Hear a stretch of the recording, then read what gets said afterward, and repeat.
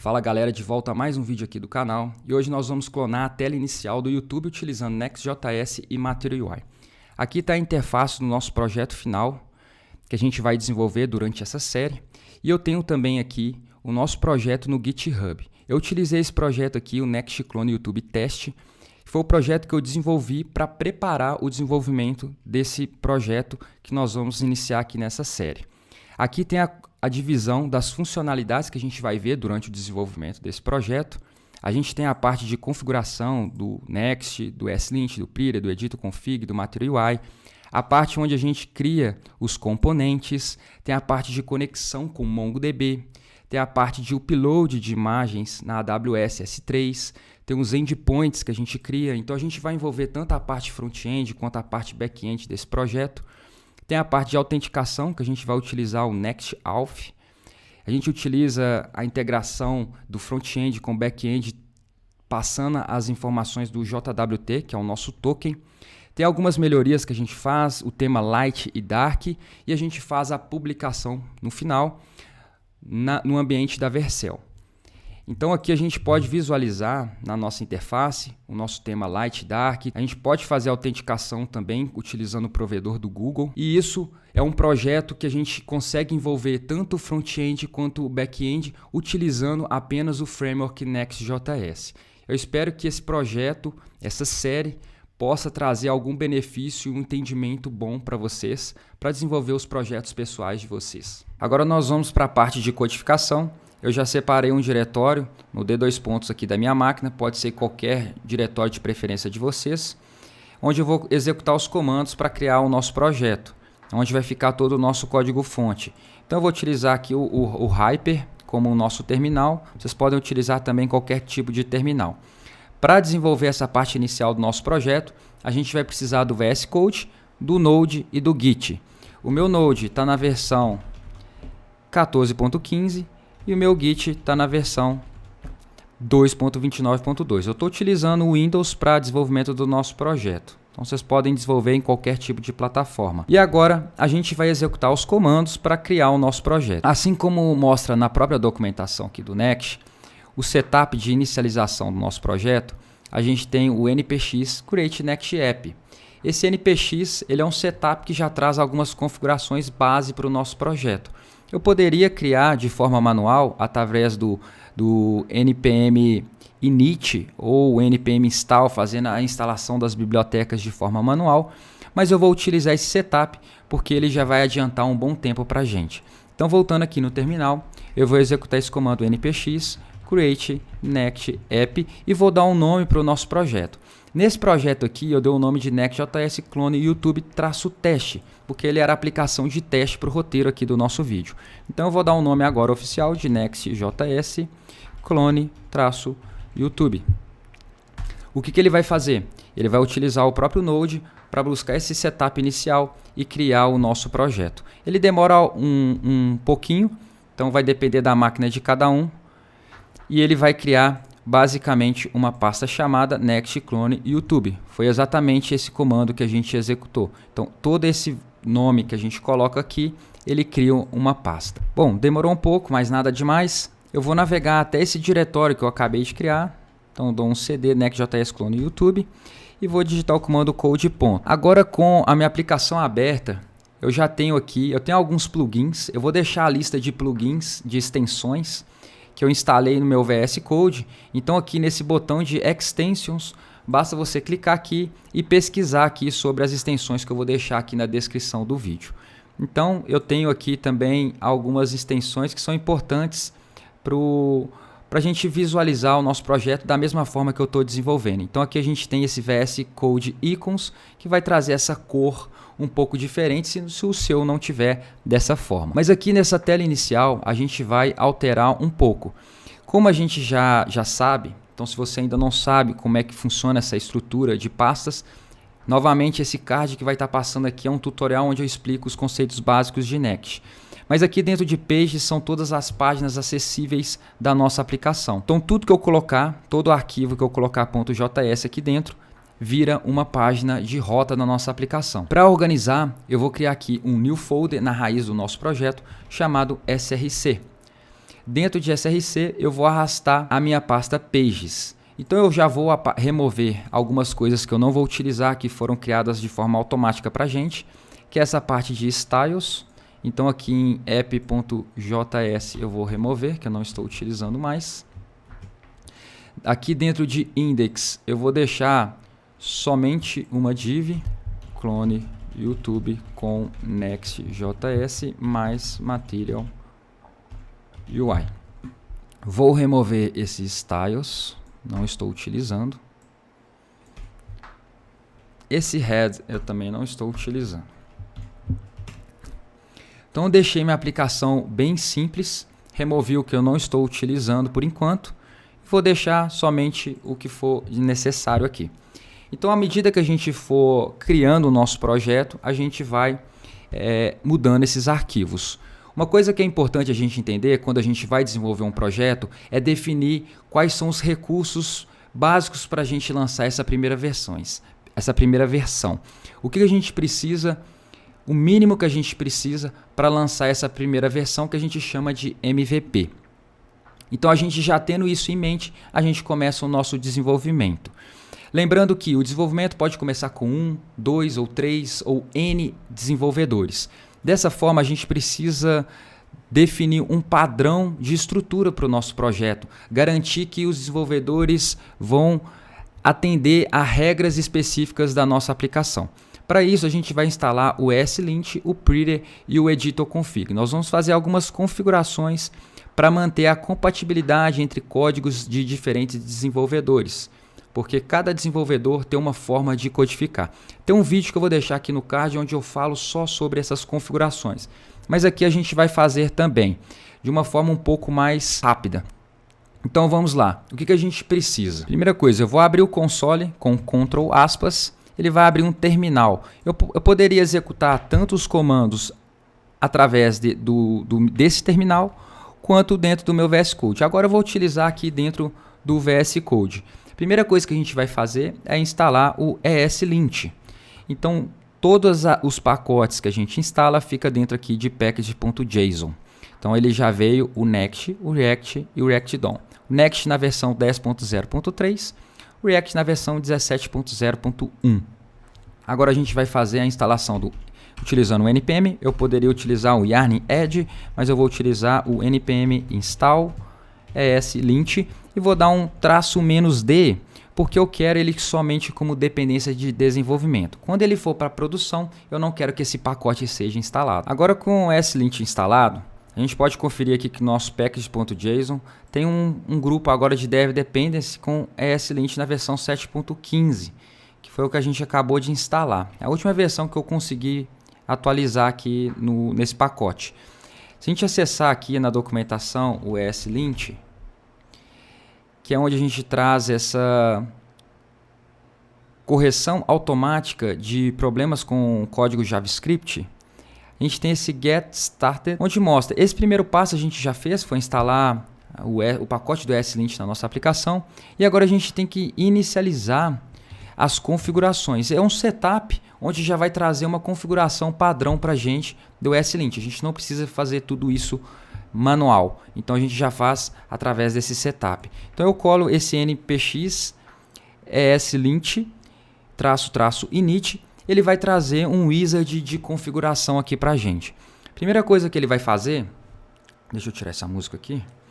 Primeira coisa que ele vai fazer é mostrar o que a gente quer utilizar. Então eu quero utilizar o ESLint para verificar sintaxe, corrigir problemas e estilos do nosso código. Então eu vou com a setinha para baixo, dei um Enter.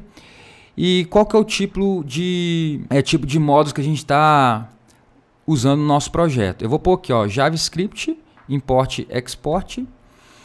Qual o framework que a gente está utilizando no nosso projeto? É o React. A gente está utilizando o TypeScript? Eu vou colocar aqui que não. Nos meus projetos, geralmente eu utilizo o TypeScript para inicializar o nosso projeto, mas para esse projeto, para um MVP, para ter uma forma de explicar para vocês, eu acho que é mais simples a gente não utilizar o TypeScript. Fica para uma versão futura desse projeto, vocês podem deixar nos comentários se querem que a gente migre esse projeto para TypeScript. mas de início a gente não vai utilizar. Então aqui ele vai verificar o que a gente quer verificar, se é browser ou se é Node. Como a gente utiliza o framework Next.js, a gente utiliza tanto o browser, que é a parte front-end, quanto o Node, que é a parte back-end. Então eu vou para baixo aqui, aperto um espaço, os dois vão ficar verdinhos, dou um Enter. Agora, se a gente quer configurar os nossos estilos, os nossos projetos como um guia popular, que é o que a gente vai utilizar, né? Então eu já vou selecionar essa primeira opção e eu vou utilizar o Airbnb. A gente tem esses 3 tipos aqui de guias que vão trazer as configurações para a gente. Coloquei Airbnb. A extensão do nosso arquivo, o formato do nosso arquivo, ele vai ser JavaScript, YAML ou JSON. Eu vou colocar aqui JSON, que é um formato mais amigável. Ele acusou aqui para mim que eu preciso colocar algumas dependências. Como eu estou utilizando já um guia popular do Airbnb, eu preciso colocar alguns outros pacotes. Você deseja fazer a instalação via NPM? Eu coloco que sim. E ele começa a fazer a instalação. A gente vai reparar que aqui em Dev Dependency vão surgir novos pacotes. Bom, como a gente pôde perceber, a gente tem novos pacotes aqui no nosso package.json como dependência de desenvolvimento. Isso não vai para produção, eu já havia comentado com vocês. Agora, se a gente voltar aqui no nosso projeto, a gente vai ter, ele vai começar a acusar alguns erros. E para a gente corrigir esses erros de forma automática, então se eu voltar aqui, por exemplo, e colocar um import React from React, se eu colocar esse import aqui, por exemplo, colocar aqui como aspas duplas, ele vai começar a acusar erro aqui para mim. Ele pode demorar um pouco, porque à medida que a gente começa a configurar o ESLint, ele começa a rodar as ações do ESLint. Então pode ser que sua máquina for um pouco melhor, vai rodar um pouco mais rápido, mas é só aguardar um pouco que ele vai começar a acusar isso para a gente. Bom, depois de aguardar um pouco, a gente pode ver que ele começou a acusar alguns erros. Então a gente pode ver que o ESLint aqui, ó, foi o que a gente acabou de instalar.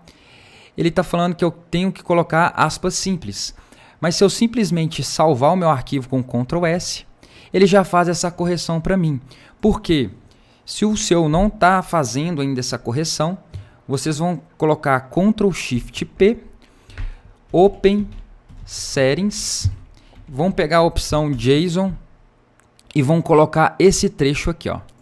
Editor Code Actions on Save Source Fix All ESLint igual a True. Então toda vez que eu salvar o meu arquivo, ele automaticamente vai pegar as configurações do ESLint e aplicar a correção automática no momento do meu save. Uma outra coisa que eu gosto de colocar é esse Explorer Compact Folders. Quando a gente tem um folder dentro de um outro folder somente, então nesse caso aqui a gente tem a API só tem um arquivo, ele dá esse nível aqui hierárquico. Quando a gente não tem isso aqui está igual a true, esse hello aparece aqui na frente do API. Então só por questões de visualização fica um pouco melhor. Então essa configuração é para a gente deixar o nosso código para salvar automaticamente. O segundo passo é a gente começar a configurar o Prettier. O Prettier ele vai tratar de uma parte mais visual do nosso código. Então, para instalar o Prettier, eu vou dar um npm install e vou adicionar o Prettier e as configurações do Prettier para funcionar junto com o ESLint. Porque o Prettier por si só, ele corrige problemas também que o ESLint corrige. Então, para não ter conflito, a gente instala essas extensões, esses pacotes para a gente fazer a integração dessas duas bibliotecas. A gente vai entender um pouco como que funciona os dois de forma simultânea. Quando a gente instala o ESLint, ele criou um arquivo chamado eslint.rc.json, que foi a extensão que a gente escolheu, foi a extensão JSON naquele wizard. O Prettier, ele não instala um arquivo já por default no momento da nossa instalação, porque a gente não rodou nenhum setup do Prettier, assim como a gente rodou do ESLint. Para a gente configurar que o ESLint tem que ler o Prettier também para tratar os nossos erros, nós vamos colocar aqui em Extends e nós vamos estender Prettier e Prettier/React. Aqui em Plugins nós vamos colocar o Prettier e aqui em Rules, que são as regras de correções que a gente pode estar ignorando ou aplicando, nós vamos colocar o Prettier. Então já coloquei isso daqui. Agora a gente volta para o nosso arquivo index.js.